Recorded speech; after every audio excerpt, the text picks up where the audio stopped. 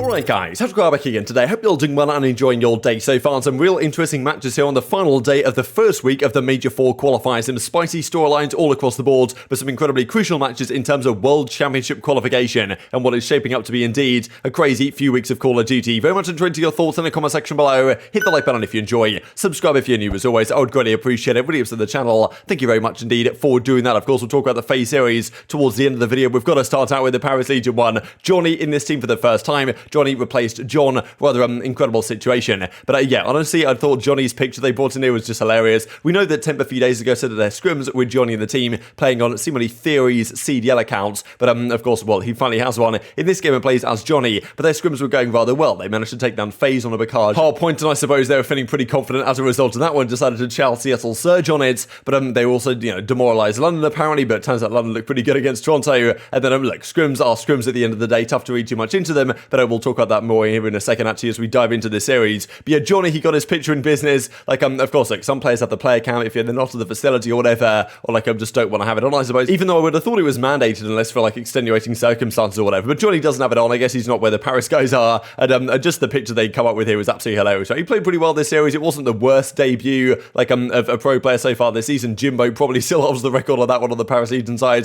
2-real wasn't too far off yesterday for Seattle Surge, but yeah, today 2-real showed up. We'll see that here in a second. But the Paris Legion series was over pretty much as quickly as it began. Seattle Surge, like, this team is really good, and I was thinking, like, given the fact that, Predator was just demolishing the Fools right here, this entire series, this is the thing with Paris, right? They probably beat FaZe in that respawn, just kind of a scrim they played the other day, and they thought, okay, wow, we're just gods here at Bacard Sharp Point, let's play it against Seattle. The issue is Seattle are the best team in the game on this map, and, they just straight up line up from off spawn here, but Pred was just demolishing, SMG, AR doesn't matter, Pred and Sim are just going to take over the game, we kind of theorize, right, as time progressed this season, Pred and Sim were only going to get stronger, and they started out pretty strong, and now they are just reaching unbelievable levels. Pred especially, like, when this guy's on, he's one of the most exciting players to watch in the entire game, and he's on pretty much all the time lately, right? Tabaris had no chance, like, Johnny has a tough map 1 here, but it's to be expected, really, when you're playing Seattle on Bacard, as I said, the best hardpoint team on this map in the entire game, and honestly, given the kind of culture of this team,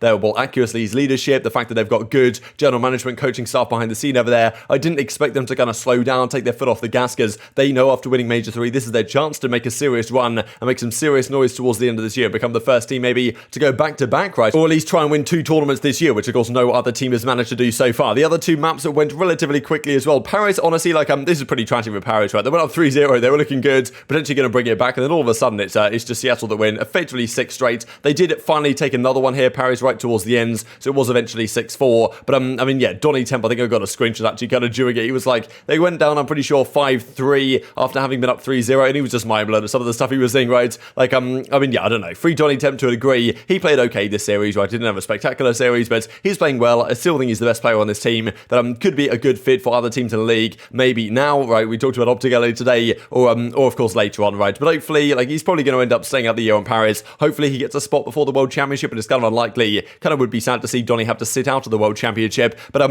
yeah, Paris, all they talk about their scrims, they got bodied, right? The search wasn't really close. It felt like after the first few rounds that Seattle just completely took hold of the game, and it was pretty much the same story in the control. Shout out to Money Hill Stats for these beautiful graphics right here. But yeah, Seattle take the series, a 3-0, no real surprise. Paris back to handing out 3 victories, and it's difficult to shower more praise really on the likes of maybe Pred especially, who right now is playing like genuinely one of the best players in the entire game. Like, I think he's probably on current form, he's easily top 5 in the game right now, like maybe even higher than that, right? Who knows how well things go over the coming weeks as well. But Paris will see if they can put up more of a fight against other teams, as Temp does say. GG Surge, they're the best team right now, made it look easy versus us, right? Just saying, yes, he believes they're still the best team. Maybe in their scrims that they've played, they reckon that Seattle are playing them harder than maybe anyone else, right? So despite the fact that FaZe and a lot of people's power rankings are still number 1, he reckons that Seattle actually right now are still the team to beat. So he says, they pretty much demolished us, demoralized us in a way, but as he said a few days ago, like, the teams that he's really wanting to watch out for Paris are the ones trying to earn their champ spots, right? So Seattle have got it locked up, right? They're going to make the World Championship, there's no doubt about that. Therefore, the teams that Temp is really targeting and Paris are potentially targeting to throw some sort of upset against will be the teams that are kind of on that, well, contention mark of actually making or not. So I suppose they're just waiting for their full force to be deployed when they play a team that really needs the victory. But yeah, Pred 1.54, Sim 1.28. Accuracy goes positive, and pretty much everyone on Paris got absolutely destroyed, as you might well expect. Now, the second series was probably spicier in terms of storylines. Mutineers versus, of course, the Minnesota Rokkr. Major Maniac just, well, a few days later, up against his former team. The Juju man, as attacked as always seems to strike in these situations. congratulations. And fair play to Florida and 2Real especially, because they looked impressive this series, but we talked about it a couple of days ago, maybe it was yesterday actually, or whatever it was, when a Neptune and co played up against, yesterday, when Neptune and co on LAG played up against New York, right? And it was like, okay, is Neptune just going to turn up and drop a 1.4 against his former team to prove Crim wrong? Well, pretty much aBeZy did exactly that here against the Minnesota Rokkr. He said not long ago that he felt disrespected by,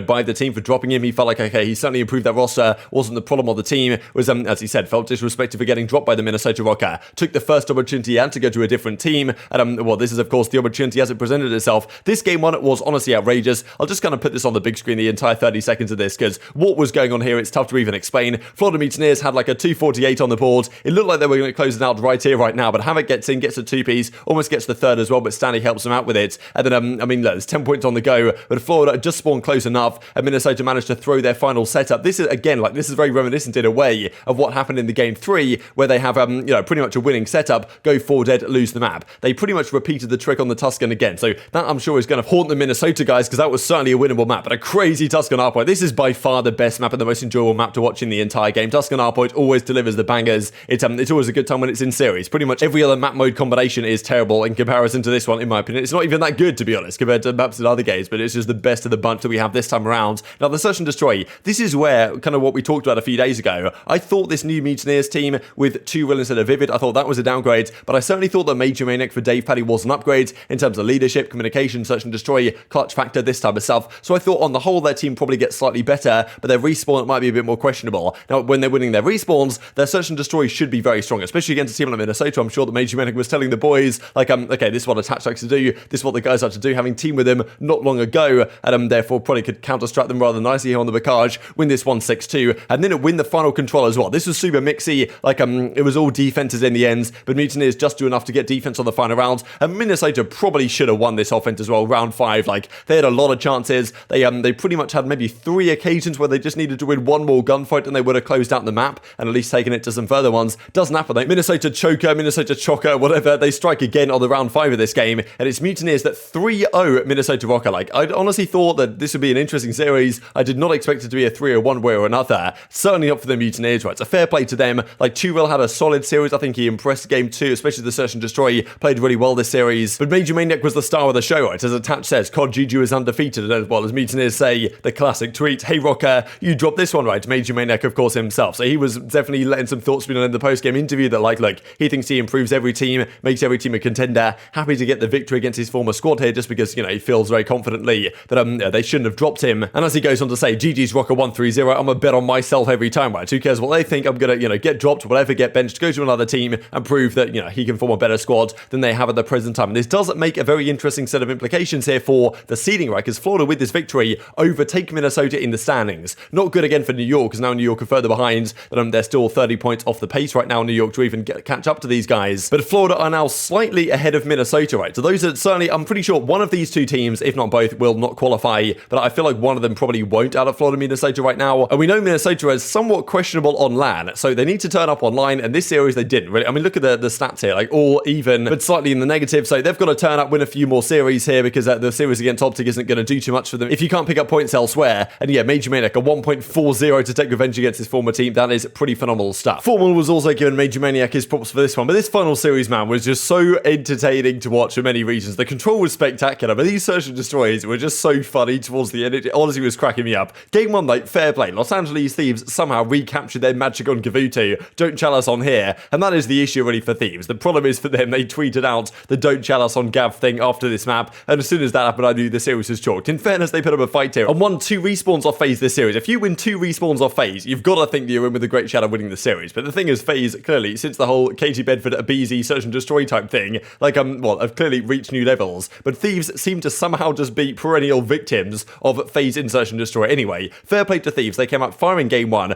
dominated FaZe on this Gavutu, took it to a Search and Destroy, and immediately got 6-0. Like, this was honestly incredible, especially because they were the team that did this to Boston just the other day. They run through Boston on this map on Berlin Search and Destroy, demolished them. FaZe obviously very well prepared for what they were bringing to the table, and did the same thing back to them, right? Blink and you miss it, effectively. Los Angeles Thieves lost the first round. It went on to lose, well, 3 more rounds in a row after that one, and then 2 more after that. I honestly thought Octane had almost fallen off the map here, but it turns out aBeZy, or RC, sorry, had taken him down from afar. 6-0. This is the score, but honestly, Octane dropped a donut, right? At this point, you're thinking, okay, not too much of a big deal, whatever. They got 6-0, they got destroyed. destroyed. Simp went 10-1. Octane drops a donut. And in fairness, he had the most damage on the team. Kind of incredible, right? That Octane had more damage than Cellium, aBeZy, and Arcitys. He had the second highest damage in the lobby, Octane, for 0 kills. Like, that's pretty tough. But sometimes it happens. Game 5, though, was a very different story, right? So Octane, of course, comes off that one. They think, okay, whatever. Let's go to this control. A map where Thieves haven't won much at all as of late. And this was a fantastic control. The first 3 rounds, okay, probably pretty mid. I wasn't really paying too much attention. Defense wins. You guys know how it is. But these final 2 rounds were honestly phenomenal. FaZe were on offense both times with a good chance of getting the job done.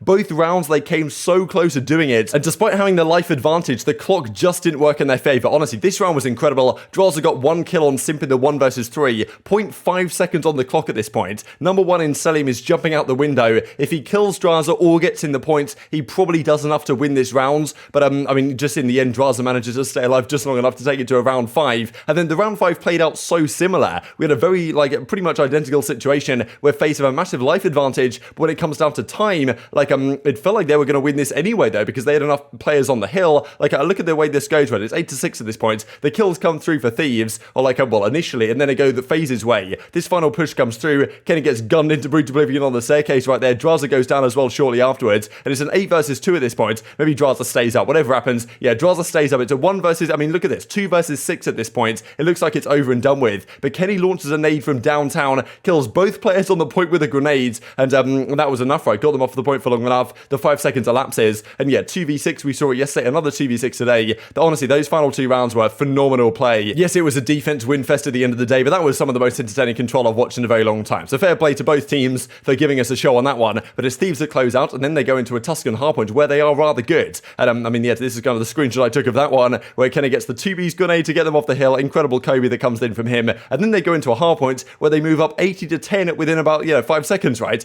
Immediately massive advantage. aBeZy's 1 in 6. It's like, okay, wow, here we go. Thieves could win this series 3-1, be done and dusted. But yeah, no, you guys couldn't see the picture already. FaZe come back in the series. Honestly, from maps like 2 to 5, I was really impressed the way FaZe played. I thought they played great COD today, despite the fact that they went game 5 here. And the latter half of this game, they really turned a switch and just demolished Thieves the second half of this game. Thieves go down. It goes to round 5 or game 5. And this was a foregone conclusion, right? Thieves, for some reason in Search and Destroy, have a woeful record against FaZe. We'll see it here in a second. It's 3-0 immediately. Then again, a 4 versus 3 advantage for Thieves. And I don't understand how they're so bad. It's actually impressive to be this bad, because not only were they at a 4 versus 3 advantage with bomb down over at B, an incredibly hard site to retake, but no one on FaZe even died. It's not like they won a 1 versus 1, they ninja defused or whatever. They literally went from a 4 versus 3 advantage to a 3 versus 0 with the bomb just getting defused at 25 seconds. It just doesn't make any sense. And Simp ended up shooting Octane in the back here and shot his body, at which point I thought, okay, things could get interesting, but usually when Simp shoots bodies, it doesn't backfire on him, which is exactly what happens this series. Octane goes 0 in 12. This must be a CDL record. Double donuts. We rarely ever see it, if at all. 2 donuts in a row, 0 in 6, 0 in 6 back to back. And this final map actually was a different story, right? Because he did have the lowest damage this time, 194 damage over 6 rounds. The team got completely blown out the water, and look at these numbers that I found here. People kind of mentioned that actually when FaZe played Thieves at the Major 3, it was a similar story, that they 6-0'd them on Bacage, they now 6-0'd them on Berlin in this series, and then 6-0'd them on Bacage again. 18 rounds in a row from FaZe up against Los Angeles Thieves. Octane at 0 in 12, the double donut, just honestly, it's hilarious in a way. It's just funny seeing how this was starting to play out, and I was thinking, okay, hopefully this happens, just because it'd be pretty funny if it does, and that's exactly how it goes. So good result for FaZe, of course, getting the win. This would have been a big 10 points for Thieves, actually, but it doesn't work out for them in the end. The dagger even coming through here from Crone, confidential application for employment at Krispy Kreme Donuts, right? Sabaloroo comes through, so I thought this was pretty good. Yeah, he obviously doubled up in this series. This also from Octane kind of explaining the situation. That's not ideal. Lost fully those Search and Destroyers, tossed the series in the Tuscan, they well played to FaZe, so tough scenes, right? Yeah, their Search and Destroy completely woeful, and Octane was, well, certainly game 2, or, well, the map 5, the second Search and Destroy was certainly a key issue, why, right? So, yeah, unbelievable scenes, never seen that before. Wonder how long it'll be until we see that again. Definitely tweet your thoughts in the comment section below. These are the final series stats. Cell is honestly a walking 1.4, aBeZy, Simp also positive, Arcitys turned up as well, the last half of the series, and yeah, everyone on Thieves negative. What did we talk about, right, with Kenny, that he's managing to go from a 1.3 to a 0.7, he's done it again, baby. Very much tweet your thoughts in the comment section below. Hope you guys enjoyed the video. If you did enjoy it, hit on the like button, tell us your YouTube gods, this is a good video, I just like you should see it as well, and hope grow the competitive Call of Duty community. Thank you as always, take care of yourselves, and I'll see you next time.